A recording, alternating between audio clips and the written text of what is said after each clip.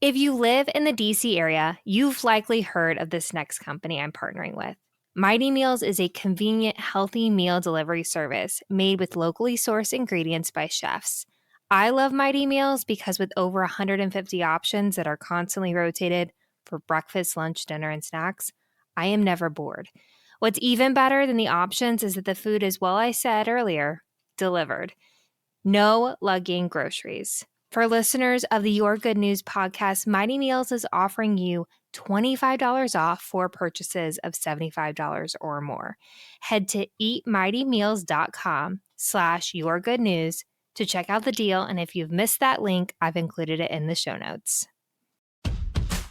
Hi, and welcome to the Your Good News podcast with me, your host, Katherine Getty. Each Thursday, I'll give you the scoop on the good news coming out of Washington and how you can get involved with this thing called democracy. Welcome back to another episode of the Your Good News podcast. Quick mini episode, special edition, hot off the presses. Wanted to give you a quick update. In episode 96, I talked about the status of the debt ceiling deal, the law that would need to be passed. It had gone through the House by Thursday of last week when I had released this episode. It didn't end up passing, like my mini crystal ball said.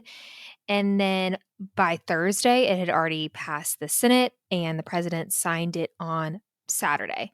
So I think this is a great resolution that we avoided the X date of June 5th when this episode may be coming out that day or the next day. It's great to see that a deal did come together.